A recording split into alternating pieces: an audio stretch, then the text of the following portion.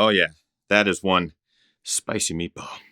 The Trabuco Max 3 is the latest version of Asics' entry into the durable, cushioned trail running space, and it's a slight, though needed, update. The previous version made it into one of last year's trail-tested videos on this channel, but was so overshadowed by Solomon's squeaking shoe that the Trabuco Max 2 got lost in my rotation. Well, the 3 is here, and it makes me happy. A thick stack of FF Blast Plus midsole cushions and propels the foot forward as the shoe leans more responsive and protective than soft and cloud-like. The upper is a refined mesh that does away with the Godzilla-sized tongue of the first version and dials in ankle fit over the second version. The outsole is still a spiky array of Asics grip lugs and does a fine job. In the end, the shoe is fun, fat, and fresh. All the things one might want in a trail shoe. But it's still an Asics trail shoe, which brings with it some twists and turns. We're going to talk all about it in today's review. Let's dive in.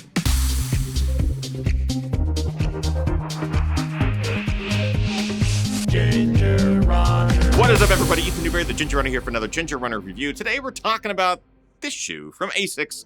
It is the Trabuco Max 3, an exciting tan shoe with lots of things to like. As always, a couple of things right up front. First, if you would like to join an amazing community of runners just like yourself, training for races that you might also be training for and running, join the GR crew. It is our Patreon, and it is how we are able to do all of these reviews, all the films, all the movies, everything. It's an amazing community of runners from around the world, and all you have to do is head on over to patreon.com/thegingerrunner. All tiers get really fun perks on the back end, including live streams, blah, blah, blah. That's my sales pitch. Or, grab a hat or a hoodie or something like that. Second, by law, I am required to tell you that this shoe was provided for review by Running Warehouse. I'm under no obligation whatsoever to say anything positive or negative. I am not financially compensated in any way for anything that I say in this review. All opinions are my own. No one has to approve this review. You're the first to see it. So give yourself a little pat on the toe box. You earned it. Let's start with the basics. These are things that I like and dislike about every product. Today we're talking about the Trabuco Max 3. Let's start with the things that I like. A proper update. So often, not just from Asics, from many, many brands, you'll see an update to a version of a shoe that maybe you've come to love. And the new version does something completely different. We see this a lot with Brooks and Nike shoes. They either do away with the shoe entirely, just when it was starting to make sense, or they'll make so many changes, it becomes a completely different shoe, and not necessarily a better shoe. I am happy to report that the Trabuco Max improves upon the 2 and the first version here in the third version in many different ways, from being lighter, the mesh upper, the way that it fits around the ankle collar. It's the subtle details that have made the Trabuco Max 3 a better version than the previous, and that is just something I like to see when a shoe brand comes out with an update. Don't change too much, just change what needs changing, and that's what they changed. Durable, these things are beasts. So not only is the outsole holding up great, the midsole is, I've loved Blast Midsole, Blast Plus for so many different versions of shoes from Asics. This is no exception. I think it holds up really, really well. It's very resilient and responsive. The upper is also just loaded with welded overlays, which just provides plenty of protection from the elements and from different things that you might encounter on the trail. It just holds up well. It's going to last you a long time. Durability is a key factor in the Trabuco Max. And finally, grip. You wouldn't know it, but these tiny little triangular pyramidal lugs actually do quite a lot to keep you planted to the ground. It's this Asics grip rubber that kind of flew over my head originally. I'm like, I don't know if this is really going to be very good. And some shoes didn't really behave quite well. I think it's doing just fine here, and it can really withstand pretty much anything that you throw at it. I think really, really sloppy wet surfaces, you're going to find some trouble, something where like the Vibram outsole rubbers really will excel, but the Asics grip rubber does just fine. Lots of elements thrown at this review cycle. I'm happy with it. Good grip.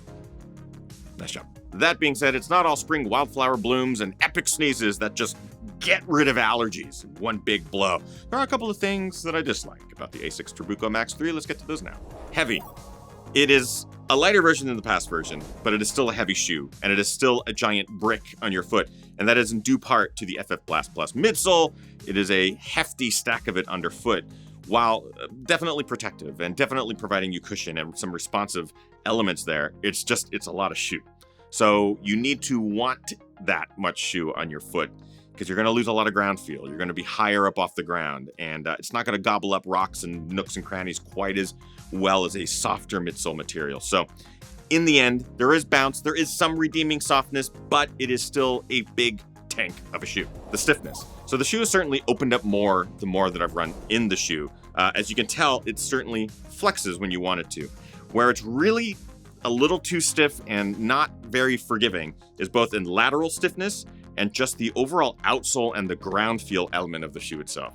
So if you're looking for something that, like I mentioned earlier, can really absorb all the elements that you would feel in a long trail run, it's not going to do quite as well of a job just because the impact that you get underfoot is on a stiffer surface, a more responsive surface. It doesn't quite eat up all that stuff. It just kind of sets you on top of it. Could be a little softer, which could benefit the overall ride feel. But that's pretty much it for dislikes. So let's get a bit more specific in our breakdown, where we like to talk about the build quality, the comfort, the fit of the shoe, the price, the way the shoe looks, starting with build quality. I do think that this shoe is built quite well. I think the materials they're using are going to hold up for a long time. It's going to last you hundreds of miles. It's going to be a great ultra shoe for those of you who are training for big, long ultras, 100-milers. I do think that this shoe could certainly fit well into your training cycle. Comfort, it's a comfortable shoe, though a bit stiff and a bit responsive. The more you break it in, obviously, the more that the shoe will become more comfortable.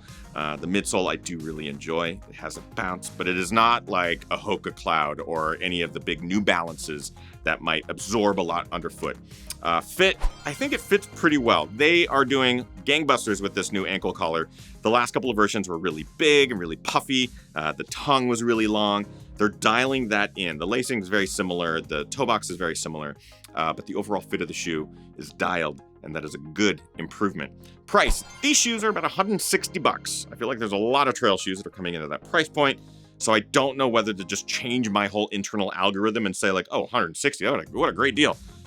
Just because I don't think that's a great deal. I still think $160 is a lot of money to be spending on a trail shoe. Looks, this is pretty Monday. I don't know if you call this tan or desert or gray, white, mold. I don't know what you call it.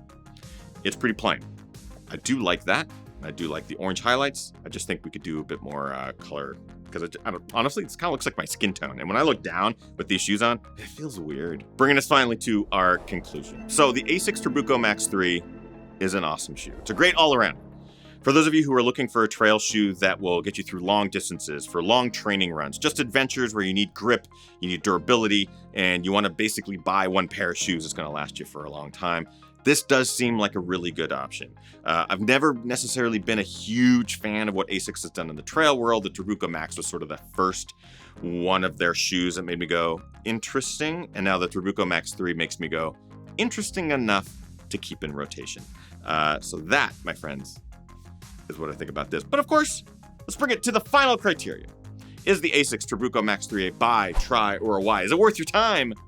I'm giving it a buy. I do think that even at $160, which is at that higher end of the price spectrum, not the highest, but the new normal, it's worth it just because you're going to get life out of it. You're going to get fun out of it. You're going to have a good time on the trails. It's cushioned. It just kind of does a little bit of everything. And I like that in a trail shoe. Throw everything you want at it, and it will respond accordingly. So that, my friends, is a solid buy. Table's now turned to you. What do you think of the Asics Trabuco Max 3? Have you run in any of the previous Trabuco Maxes? Are you excited about this one? Does the color just make you go, nah? Let me know in the comments of this video. That is it for today's review. If you liked it, like, favorite, subscribe to the channel, join the GR crew, grab a hat, grab a shirt, or a hoodie, join the Patreon. Just so many opportunities to become part of a really cool community. Otherwise, that's it. Get out there, train hard, race harder, and part of the hardest. I know I am. We'll see you guys next time. Bye.